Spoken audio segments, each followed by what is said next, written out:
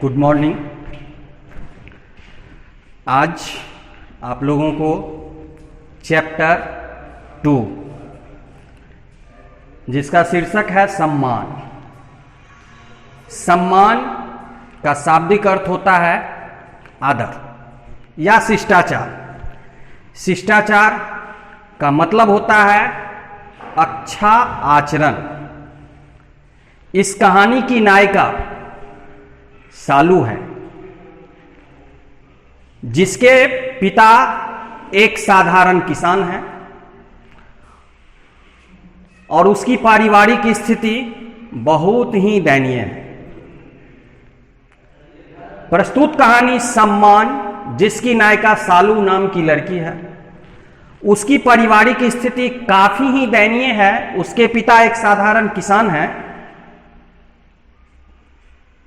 इसी वजह से उसकी सहपाठी यानी उस क्लास में उसके साथ पढ़ने वाली लड़कियां या लड़के उसे अनेक प्रकार के व्यंग्यात्मक शब्दों से व्यंग किया करता है। जिस व्यंग्यात्मक शब्दों से उसे काफी तकलीफ होती है, वह मन ही मन सोचती है कि क्या गरीब होना सचमुच अभिशाप है। अभिशाप जिसका अर्थ होता है साप। क्या गरीब छात्रा जीवन में अच्छा नहीं कर सकती है? क्या गरीब का संबंध शरीर से हो सकता है, बुद्धि से तो नहीं। इतिहास में न जाने महापुरुषों के उदाहरण हैं जो गरीबी झेलकर महान बने हैं। इसलिए उसने सकारात्मक सोच के मार्ग पर चलकर अपने आप को जीवन में संघर्ष करने लगी। वह इतनी गरीब थी कि सही से भली भांति उसे भोजन नहीं मिल पाता था। कपड़े के नाम पर वह किसी तरह अपने अंग को ढकने का काम करती थी। जिस गरीबी की मार को वह झेल रही थी और उसके क्लास के बच्चे उसके ऊपर अनेक प्रकार के उपहास किया करता, उसे काफी बुरा लगता। लेकिन हम जानते हैं कि हमारे जीवन में विद्यालय में पढ़ाने वाले गुरु से ज्यादा मां की भूमिका अहम होती है। उसकी मां उसे अनेक प्रकार की उत्साहवर्धक, प्रेरणादायक महापुरुषों की कहानी सुनाया करती थी और वह कहानी का परिणाम यह हुआ कि वह उस उत्साहवर्धक प्रेरणा स्रोत कहानी अपने माताओं के द्वारा सुनकर वह अपने आप को कुछ बनकर दिखाना चाहती थी और ऐसी मनोभावना उसकी मां की भी थी। वह अपने बच्चे को पढ़ा लिखाकर अच्छा बनाना चाहती थी तथा अपने पति और अपने परिवार के नामों को रोशन करवाना चाहती थी, जिसकी अहम भूमिका उसकी मां ने अदा की है। उसकी मां गरीब जरूर थी, परंतु दिल की उदार महिला थी। वह अपनी लड़की को पढ़ा लिखाकर उसके पिता का नाम रोशन करवाना चाहती थी, इसलिए वह हमेशा साहसपूर्ण और प्रेरणादायक कहानी सुनाया करती थी। वह लड़की भी कम नहीं थी। वह भी उम्र की छोटी पर अक्ल की बड़ी ही थी। बड़े बड़े लोग उसके अक्ल के सामने छोटे पड़ जाते थे। इसलिए मुहावरा है कि अक्ल बड़ी की भैंस। वह अपने कर्म और साहस के बल पर पढ़ाई में तन मन लगाकर पढ़ाई करने लगी, जिसका परिणाम यह हुआ कि वह विद्यालय के हरेक कार्यक्रमों में प्रथम आती थी। उसकी सहेली एक रिया नाम की लड़की थी, जो उसे उस सालू को काली कलौठी कहा करती थी। तब उसने उस रिया को वास्तविक जवाब देते हुए बोलती है कि तुम जो मुझे काली कलौठी कहती हो, इसका मतलब क्या है? हम काली कलौठी हैं, लेकिन तुम अपने माता पिता के ऊपर निर्भर हो, तुम्हें तो कुछ सोचना नहीं पड़ता है। और मैं एक ऐसी लड़की हूं जो मैं अपना सारा कार्यक्रम स्वयं करती हूं, मुझे कोई हेल्प देने वाला है ही नहीं। इसलिए बच्चों, आपको भी चाहिए कि हमें अपने आप पर निर्भर होना चाहिए। इसके लिए हमें जितना भी परिश्रम करना पड़े, वो करने के लिए हमेशा हमें तत्पर रहना चाहिए। जिस तरह सालू ने की, वह अपने वर्ग में हर क्रियाकलाप में प्रथम आती थी, जिसे देखकर उसके सहपाठी उसे काफी खिल रहा करते, क्योंकि सारे बच्चे उसके क्लास के बड़े बड़े फैमिली से बिलोंग करते थे। वह अत्यंत गरीब थी, फिर भी वह अपने स्कूल के कार्यक्रमों में, गतिविधियों में प्रथम स्थान लाने का प्रयास करती और उसमें सफल रहती थी। संजोग से एक बार उसके विद्यालय में वार्षिक समारोह हुआ था, जिसकी अध्यक्षता प्रदेश के राज्यपालों के द्वारा होना था। उसकी इतनी बड़ी ख्याति थी, सालू नाम की लड़की ऐसी नायिका के रूप में उभरी,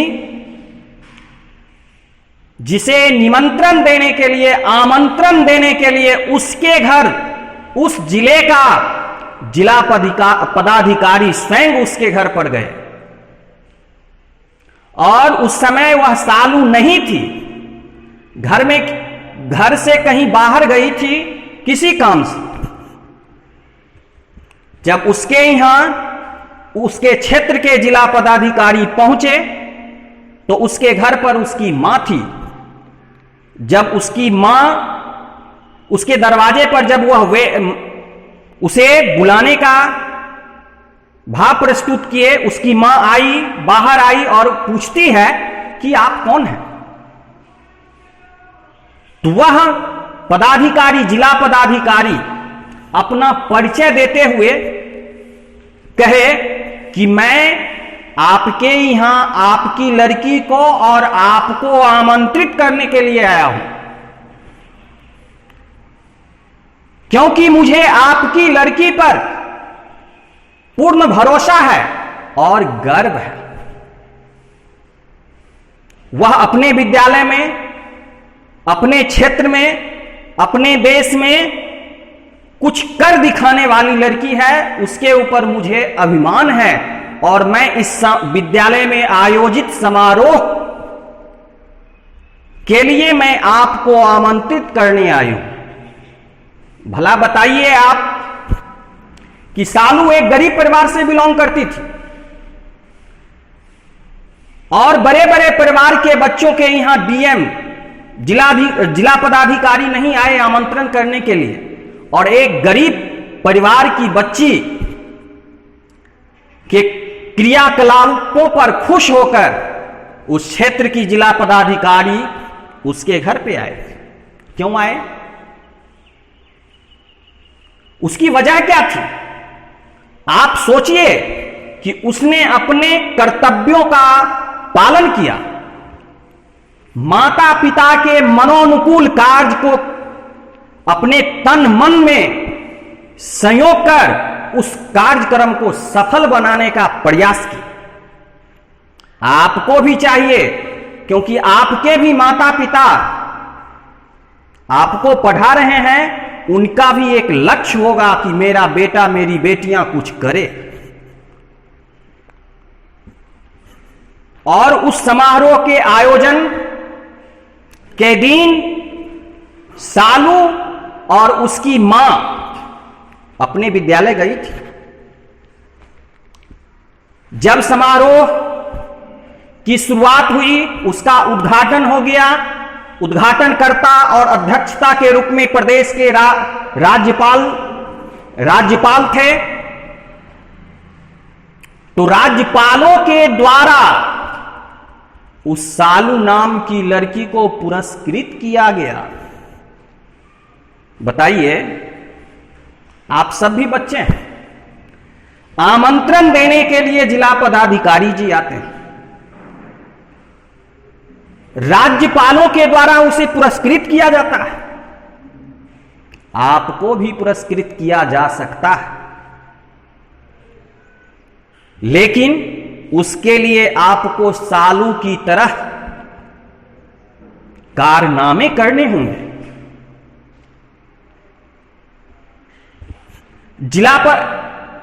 राज्यपाल के द्वारा उस लड़की के बारे में कहा गया कि यह लड़की मेरे क्षेत्र के लिए गौरव है। यह लड़की अपने कला, संगीत और पढ़ाई में पूरे देश में सर्वोच्च स्थान प्राप्त की है। मैं स्वयं तुम्हें और तुम्हारी मां को आमंत्रित करता हूं। समारोह में उन्हें पुरस्कार देते हुए राज्यपाल जी कहे हैं कि मुझे गर्व है कि हमारे देश में सालू जैसी मेहनती और होनहार छात्राएं हैं। यह उसकी मेहनत का सम्मान है, गरीबी का सम्मान है। देश के सभी छात्र छात्राओं को उसके जीवन से सीख लेनी चाहिए। हमें भी यह सीख लेनी चाहिए कि हमें अपने वर्गों में जितने भी बच्चे हैं, सहपाठी हैं, दोस्त हैं, सहेली हैं, उसको एक दूसरे का सम्मान करें, शिष्टाचार से पेश आए और अपने कर्मों के बदौलत अपने माता पिता का नाम रोशन करने का प्रयास करें। जिस तरह एक गरीब लड़की परिस्थिति की मार को झेलते हुए अपने क्षेत्र, अपने समाज, अपने गांव, अपने राज्य, अपने देश के नाम को रोशन की, आप लोगों में भी किसी बात की कमी नहीं है। आप लोग भी कर सकते हैं, केवल सकारात्मक सोच होनी चाहिए। इसका प्रमुख भाव यह है कि हमें किसी भी प्रकार का नकारात्मक हमारे मन में सोच नहीं हो, और यदि नकारात्मक सोच मेरे मन में नहीं होगा, हम सकारात्मक सोच को अपने माइंड में रखते हुए अपने कर्मों पर ध्यान देंगे तो जरूर एक न एक दिन जिस तरह सालू नाम की लड़की की है उसी तरह आप सब भी करेंगे। इसी कामनाओं के साथ मैं आज इस क्लास को समाप्त करता हूं। Thank you.